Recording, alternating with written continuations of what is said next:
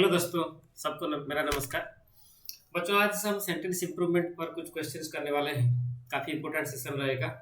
मेरी एक विनती है आप सबसे कि पहले से लेकर अंत तक जुड़े रहें और चीज़ों को समझने की प्रयास करें। बच्चों, जो सेंटेंस इंप्रूवमेंट क्वेश्चंस है वो वैसे एक दो तरह के क्वेश्चंस दिए जाते हैं आपको एग्जाम्स में। ज़्यादातर जो एसएससी में पूछे जाते हैं सेंटेंस इंप्रूवमेंट क्वेश्चंस, उसमें आपको एक सेंटेंस दिया जाता है जिसके नीचे आपको 4 ऑप्शंस को देखने को मिलते हैं, राइट। अच्छा, दूसरी बात ये है कि उस सेंटेंस का एक हिस्सा आपका अंडरलाइन हुआ होता है, खास करके एसएससी एग्जाम्स के बारे में बात करूं तो, राइट। और तीसरी बात ये है कि वही सेंटेंस का जो हिस्सा अंडरलाइन हुआ होता है, राइट, तो वही पार्ट ज़्यादातर आपका क्या ग्रामेटिकली रॉन्ग होता है। तो हमें क्या करना होता है, हमें उसके नीचे सेंटेंस के नीचे दी गई 4 ऑप्शन में से किसी एक ऑप्शन को लाके वहाँ उस अंडरलाइन पोर्शन को सेंटेंस से हटा के वहाँ हमें यूज करना पड़ता है किसी एक ऑप्शन को, ताकि सेंटेंस का उस पार्ट ग्रामेटिकली और लॉजिकली क्या हो जाए, सही हो जाए, राइट। इतना तो सबको समझ में आ गया होगा। अच्छा, अब चलते हैं बच्चों क्या करने के लिए, क्वेश्चन की विश्लेषण करने के लिए। और एक अहम चीज जो आपको ध्यान में रखना है ये है बच्चों, कभी भी सेंटेंस इंप्रूवमेंट क्वेश्चन की सॉल्यूशन निकालने से पहले आपको क्या करना चाहिए, सेंटेंस को, वाक्यों को पहले से लेकर अंत तक अच्छी तरह से पढ़ देना चाहिए। अगर हो सके तो उसका जो मतलब है उसको अच्छी तरह से समझ लेना चाहिए। ये हो गई दूसरी बात। और तीसरी और सबसे बड़ी अहम बात यह है कि सेंटेंस का जो हिस्सा अंडरलाइन ना हुआ होता है, राइट, जो सेंटेंस का जो पार्ट अंडरलाइन ना हुआ हो वो पार्ट आपको क्लू देता है कि जिस पार्ट अंडरलाइन में है उस पार्ट को हम कैसे क्या करेंगे, सही करेंगे। तो आपको खास करके जो पार्ट सेंटेंस का अंडरलाइन ना हुआ है उसको अच्छी तरह से पढ़ना है।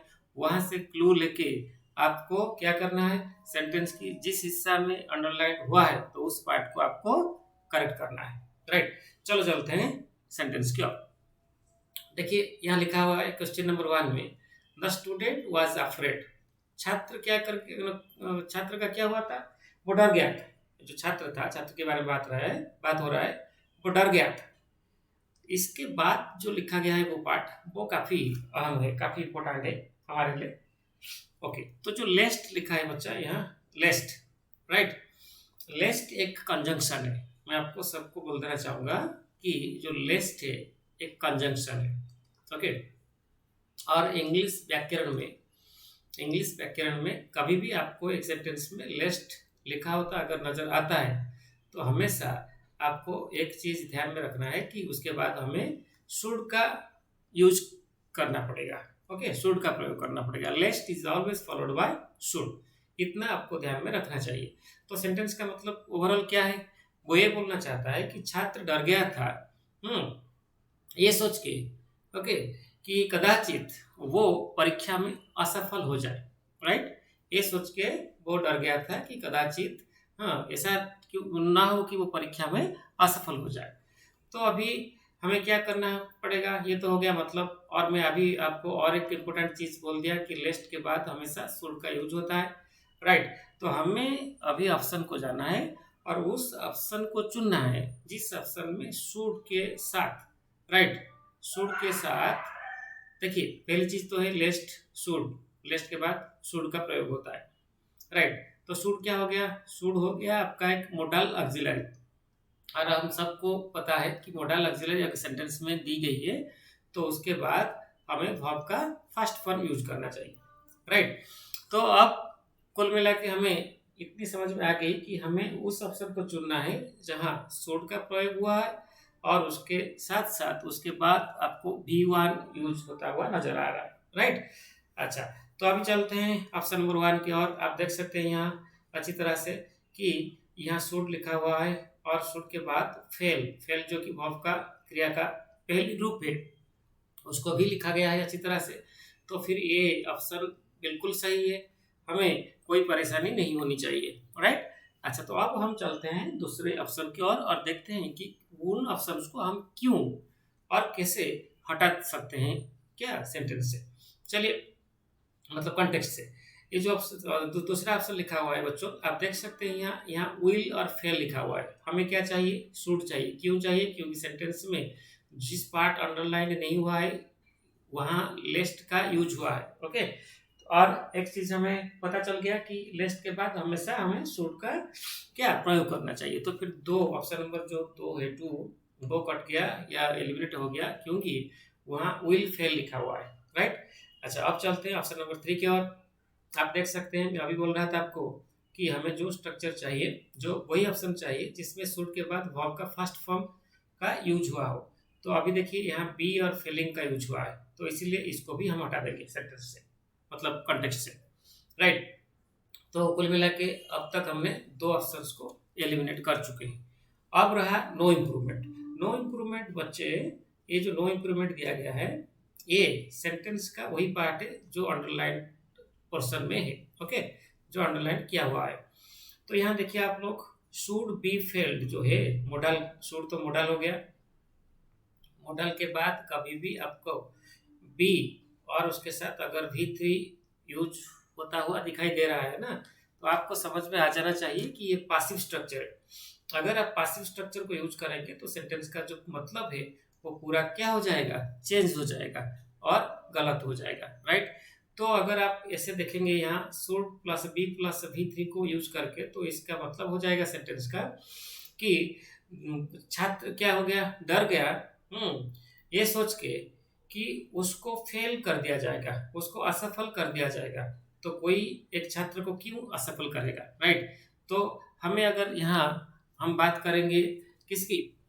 आपकी व्याकरण की, ओके, और लॉजिक की, सेंस की, तो एक गलत सेंस दे रहा है। तो इसीलिए हम ऑप्शन नंबर 4 को एलिमिनेट कर दिए। तो हमारे पास बच्चे अभी क्या, हमारे पास अभी बच गया एक ऑप्शन, वो है ऑप्शन नंबर 1। आपको अच्छी तरह से ये क्वेश्चन समझ में आ गया होगा। अब चलते हैं बच्चों क्वेश्चन नंबर 2 की ओर। मेरे प्यारे बच्चों, आप देख सकते हैं दो सेंटेंसेस यहाँ दी गई है। एक है आई वांट टू प्ले और दूसरा है I want you to play also. Right. तो इस सेंटेंस की विश्लेषण करने से पहले मैं आपको कुछ चीज़ें, अहम चीज़ें बताना चाहूँगा। वो एक है ऑल्सो और एक है टू और एक है आपका आज वेल। राइट। ये तीनों के तीन जो वर्ड्स हैं वो सब एडवर्ब से, क्रिया विशेषण है। राइट। ये सब एडवर्ब से, इसका मतलब है अभी, अभी। राइट। अच्छा, तो हमें क्या करना चाहिए? ये दोनों सेंटेंस को जोड़ना है इस मतलब वी एडवर्ब के साथ और उसको यूज करके। अच्छा, तो आप देखते हैं कि यहाँ जो यूज हुआ है ऑल्सो पहले सेंटेंस में, मतलब वाक्य में, तो उसका जो प्रयोग सही तरह से हुआ है या नहीं हुआ है। अगर नहीं हुआ है तो हमें क्या करना होगा? हमें अच्छी तरह से उसके बदले और एक अच्छा एडवर्ब को यूज करना होगा। राइट।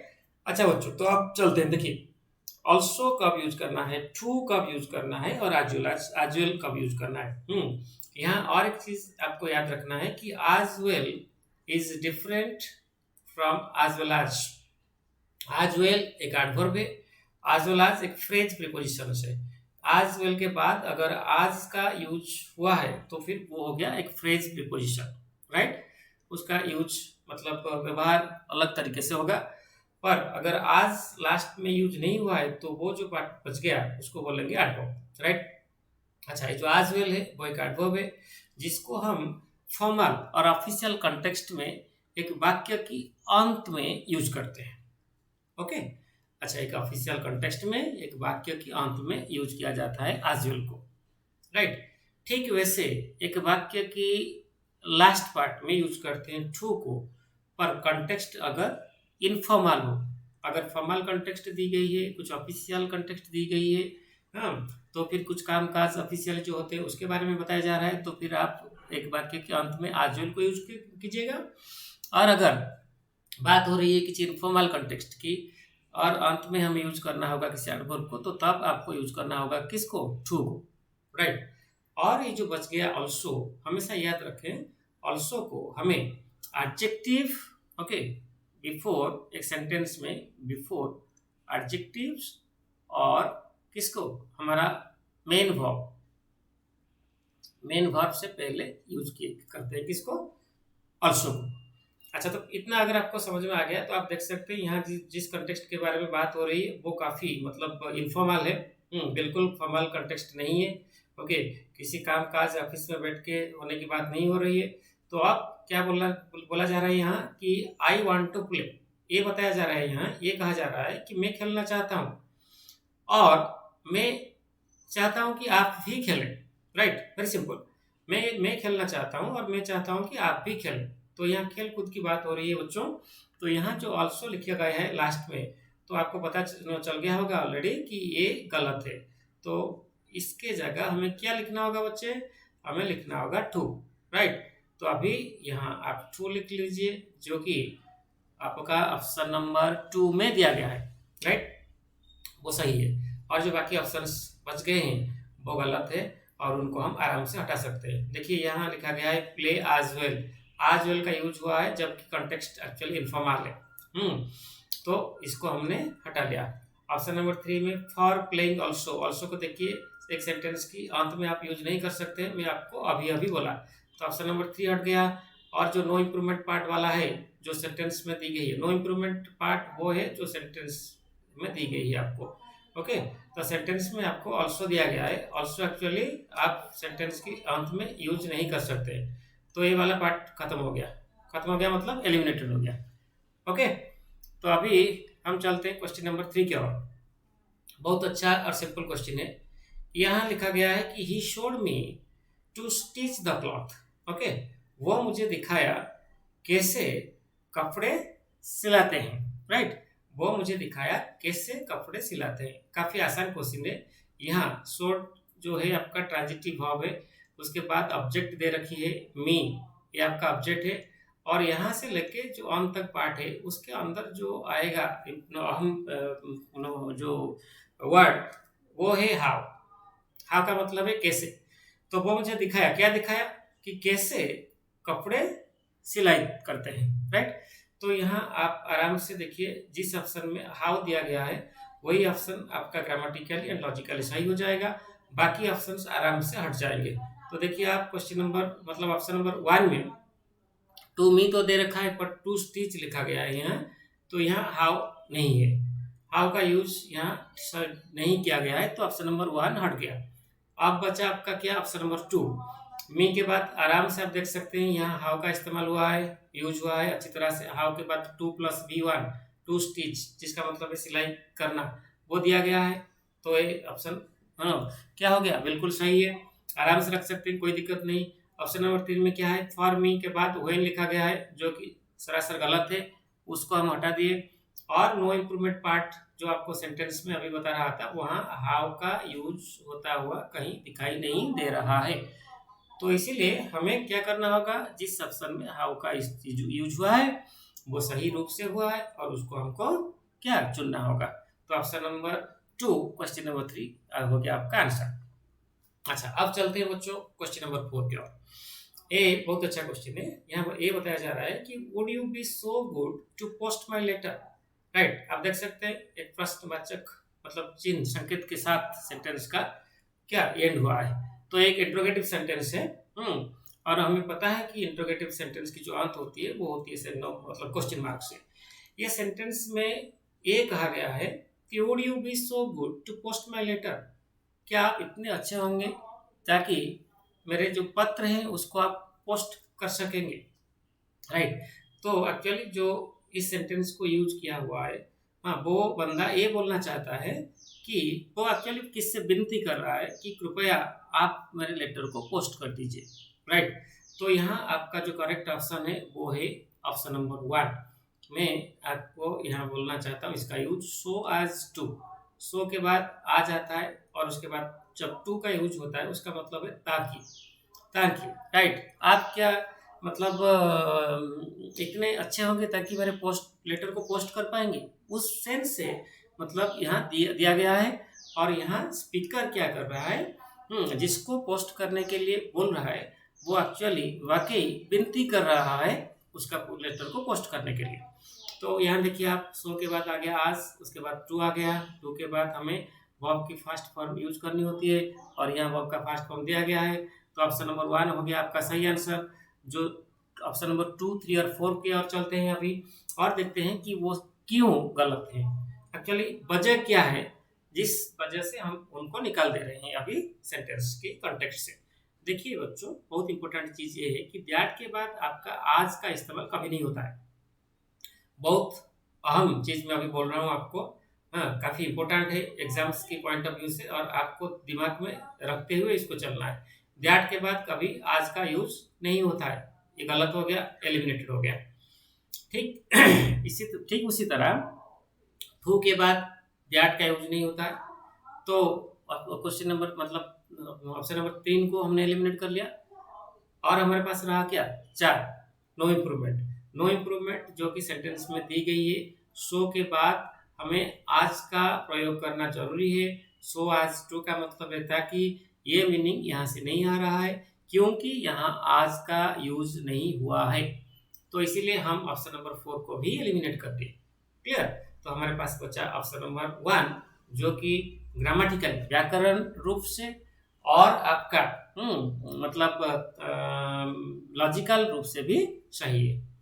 अच्छा, चलते हैं इस सेंटेंस के कहाँ लास्ट क्वेश्चन की ओर, इस सेक्शन की। Sorry, reading Spanish. देखिए यहाँ बात हो रही है रीडिंग की। किसकी रीडिंग की, स्पेनिश की। और ये बताया जा रहा है कि इजियर है, आसान है, मतलब स्पेनिश का रीडिंग आसान है। ओके, किसकी अपेक्षा, हाँ ध्यान का मतलब है अपेक्षा, किसकी अपेक्षा, to speak it. Okay, it एक प्रोनाउन है जो कि स्पेनिश के बदले लिखी गई है यहाँ सेंटेंस में, राइट। तो ये जो सेंटेंस का टोटल, वाक्य का टोटल मतलब ये है कि जितना आसान है स्पेनिश को मतलब पढ़ लेना, ओके, उतना आसान नहीं है स्पेनिश को बोल पाना। ओके, तो यहाँ ये बताया जा रहा है कि स्पेनिश को पढ़ लेना काफी आसान है, किसकी अपेक्षा, हाँ इसको बोलने की अपेक्षा। आपको समझ में आ गया होगा, तो काफी आसान है। तो राइट, तो यहाँ बच्चों एक use please do remember that in English we have a concept called rule of parallelism. Okay, rule of parallelism. And according to rule of parallelism, if you have more than 2 verbs in a sentence, okay, all those verbs should be in the same form. Accordingly, if you have more than one adjective in a sentence, okay, all those adjectives should also be in the same form. I mean, all the words should be adjectives. मैं ये बताना चाहता हूँ कि जो rule of parallelism, okay, तो इसको हम सेंटेंस में कैसे यूज करते हैं, इसको यूज करेंगे कैसे, आपको याद रखना चाहिए कि किसी एक सेंटेंस में, राइट, अगर आपका एक पार्ट में क्या दिया गया है, एक वर्ब दिया गया है, दूसरी पार्ट में और 2 वर्ब्स दिए गए हैं, तो आपको वो तीनों वर्ब्स को एक ही फॉर्म में लिखना है। रूल ऑफ पैरेललिज्म को हिंदी में बोलते हैं समांतरता का नियम। समांतरता का नियम, ओके, समांतरता का नियम क्या है, समांतरता का नियम है कि एक सेंटेंस में अगर 3 वर्ब्स हैं तो वो हर मतलब समान रूप में लिखे जाएंगे। अगर ठीक इसी तरह एक सेंटेंस में कुछ एडजेक्टिव्स, विशेषण के बारे में बताया गया है तो उन एडजेक्टिव्स को भी वैसे ही लिखना होगा, राइट। तो यहाँ आपको देख के पता चल गया होगा कि यहाँ बात हो रही है 2 एक्टिविटी की। एक है बच्चा किसका, रीडिंग की, और दूसरा है स्पीकिंग की। और मैं आपको कुछ देर पहले मतलब इस सेशन को शुरुआत करने से पहले ये बोल रहा था कि कब भी आपको सेंटेंस इंप्रूवमेंट क्वेश्चन को करना हो तो हमेशा एक चीज ध्यान में रखना होगा आपका कि जो पार्ट अंडरलाइन नहीं हुआ है सेंटेंस का, वो पार्ट काफी अहम रोल प्ले करता है और वो पार्ट आपको 100% क्लू दे देता है कि कैसे वो जो अंडरलाइन किया गया पार्ट को सही किया जा सके। देखिए यहाँ बात हो रही है स्पीक को, यहाँ हमें इस पार्ट को चेंज करना होगा क्योंकि इस पार्ट अंडरलाइन हुआ है, ओके। पर यहाँ देखिए कैसे इसको मतलब चेंज करना होगा, वो क्लू हमें यहाँ से मिल जाती है, राइट। किससे, रीडिंग से। तो इस पार्ट को तो हम बच्चों क्या नहीं कर सकते, चेंज नहीं कर सकते, ओके। तो इस पार्ट के अनुसार, इस वर्ब के अनुसार इस वर्ब की फॉर्म को हमें चेंज करना होगा, ओके। तो मैं बोलना चाहता हूँ कि स्पीक के बदले हमें स्पीकिंग लिखना होगा ताकि इस वाक्य की दो पार्ट में लिखी गई वर्ब क्या एक समान रूप में यूज हो सके। तो अगर आप रीडिंग लिख देंगे और स्पीकिंग लिख देंगे तो सही हो जाएगा। तो हमें देखना होगा कि कौन सी ऑप्शन में स्पीकिंग लिखा गया है। देखिए यहाँ वन, ऑप्शन नंबर वन में स्पीकिंग लिखा गया है, पर यहाँ और एक पार्ट में और एक गलती हो गई है। यहाँ है वो है इजी, राइट। तो एक्चुअली एक सेंटेंस में कंपैरिजन हो रही है। हम बता रहे हैं कि एक चीज के अपेक्षा दूसरा चीज सही है या गलत, मतलब आसान है या क्या है, मतलब मुश्किल है। ओके, तो अभी हमें कंपैरेटिव डिग्री की यूज करना होगा हमें। तो अभी आपको याद रहना चाहिए कि जो इजी है वो आपका पॉजिटिव डिग्री में यूज होने वाला एडजेक्टिव है। इसका कंपैरेटिव फॉर्म है इजियर, और जो सुपरलेटिव फॉर्म है इसका वो हो गया आपका easiest. Easy, easier, easiest. Easy positive degree में लिखी गई एडजेक्टिव है, इजियर उसका कंपैरेटिव फॉर्म है जिसको हम कंपैरिजन जब करते वक्त लिखना चाहिए। ओके, और लिखते हैं इजीएस्ट हो गया सुपरलेटिव। ओके, अच्छा, तो फिर अभी यहाँ कंपैरिजन हो रहा है किसके बीच हो रहे हैं? स्पेनिश की रीडिंग के मुकाबले हम बोल रहे हैं कि स्पेनिश की जो स्पीकिंग है वो काफी मुश्किल है, राइट। तो एक कंपैरिजन है यहाँ। तो हमें क्या चाहिए? कंपैरेटिव डिग्री चाहिए। ऑप्शन नंबर वन क्यों हट गया? क्योंकि यहाँ इजी दिया गया है जो कि पॉजिटिव डिग्री है, तो ए वाला ऑप्शन हट गया। अच्छा, अब चलते हैं ऑप्शन नंबर दो को। इजियर है कंपैरेटिव फॉर्म इजी का, बिल्कुल सही है। ध्यान है, ओके, ध्यान का मतलब है क्या? की अपेक्षा। वो तो हमें चाहिए ही चाहिए, क्योंकि ध्यान से ही पता चलता है कि सेंटेंस में कंपैरिजन का फॉर्म हमें यूज करना होता है। तो स्पीकिंग जो है बच्चों, स्पीकिंग आपका हो गया स्ट्रक्चर। रीडिंग के लिए हम स्पीकिंग समांतर स्ट्रक्चर चाहिए, हमें अभी बोल रहा था मैं आपको। तो ये ऑप्शन आपका बिल्कुल सही है, राइट। ऑप्शन नंबर तीन क्यों गलत, वो हम देख लेते हैं पहले। यहाँ लिखा गया है much easier to speak. Okay, यहाँ तो पहली चीज मच लिखा गया है जिसकी जरूरत बिल्कुल नहीं है हमारे कंटेक्स्ट में, और यहाँ स्पीकिंग के बदले लिखा गया है टू स्पीक, जो कि और एक गलती है, राइट।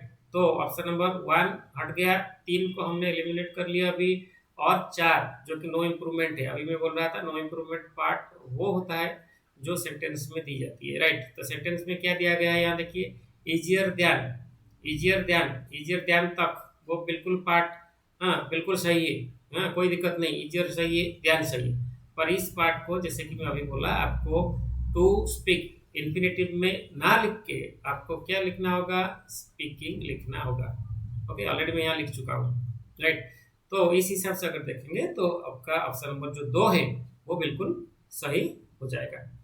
तो ये तो था कुछ क्वेश्चंस के एनालिसिस। अभी अगर बच्चों आपको हमारा वीडियोस अच्छा लगता है, कुछ ना कुछ सीखने को मिलता है, आपको लगता है कि काफ़ी इन्फॉर्मेटिव है, और आगे जाके बहुत सारे चीज़ हम आपको सिखाने वाले हैं, तो इसके लिए एक जाने से पहले एक सब्सक्राइब और लाइक और शेयर वीडियो को जरूर कर दीजिएगा, ताकि हाँ वो मतलब इंडिया में हर कोने में जो जो बच्चे पढ़ते रहते हैं उनके पास भी ये आसानी से पहुंच सके और उनको भी कुछ सीखने को मिल सके। Thank you and have a very good day.